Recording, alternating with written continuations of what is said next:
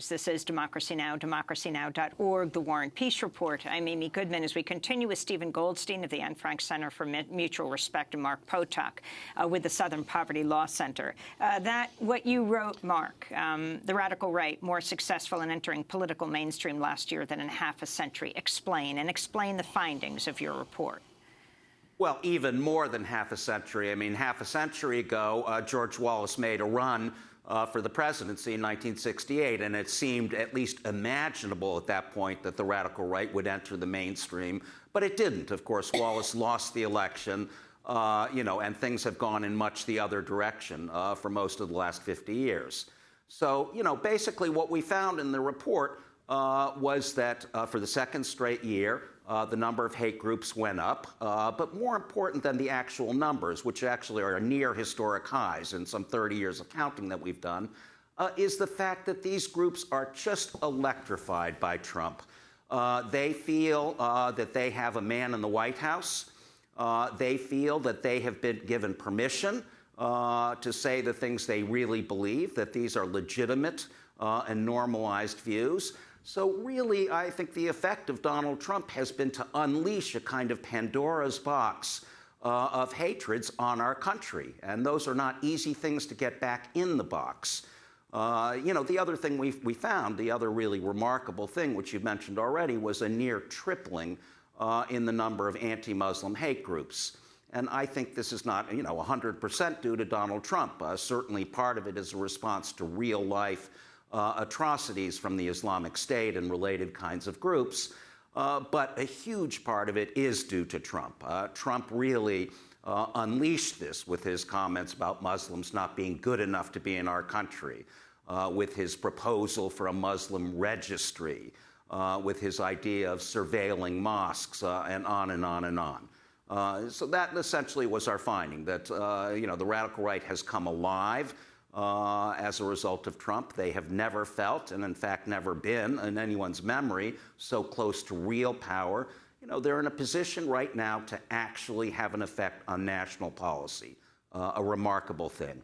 Deeply moving story out of Missouri, where the Jewish cemetery, perhaps hundreds of tombstones were upended, and a Muslim group went online to raise money to help the Jewish community restore these tombstones. And they raised, I think at this point, it's over $50,000, and said they would contribute this not only to help the cemetery, but other people, now over 60,000. It's been going up by leaps and bounds, but to help Jewish groups around the country that are facing assault, Stephen. Amy, that is the real America. And that's what Muslim Americans are like, and that's what Jewish Americans are like, and that's what all other Americans are like. People with essential goodness whom this president should not demonize. People who have greater morals than the president himself has ever had. I wanted to go to some other news. On Tuesday, Milo Yiannopoulos resigned as Breitbart's editor. At a news conference in New York City, a reporter asked him about Trump's chief strategist, Steve Bannon, who was formerly the head of Breitbart.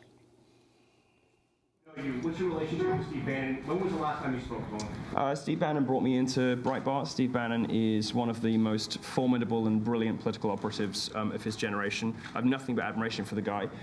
Not an easy person to work for if you're a slacker. Not an easy person to work for if you don't show up to work or if you don't really give everything your all. Fortunately, I'm not one of those people. I haven't spoken to Steve for a very long time, since before he took the job at the White House. Do you credit him discovering you, though? Do you credit him as discovering you? I think you said something to that. Yeah, Steve Bannon, has populated Breitbart with, a disproportionately Jewish ethnic minority and gay senior editorial team. And we are, we were, I should say, far more diverse than any of the people criticizing Breitbart for alleged racism or God knows what it is today. That was Milo Yiannopoulos, who's just resigned from Breitbart under allegations that he supported pedophilia. Mark Potok, the significance of Breitbart now represented in the White House, although Steve Bannon, of course, has supposedly left Breitbart for the time being. Well, I mean, Steve Bannon is the person that the extreme right feels is their man in the White House, and they are not wrong. As far as the Milo Yiannopoulos escapade, I think it shows that much like Donald Trump himself, Milo Yiannopoulos was a bit of an unexploded grenade. This was bound to happen. This is the man who is so, quote unquote, politically incorrect that he is willing to say things, forget political correctness, that are outrageous and really awful. So, I think that we've seen what happened with Yiannopoulos. He basically imploded. He's lost his book contract. He's lost his work.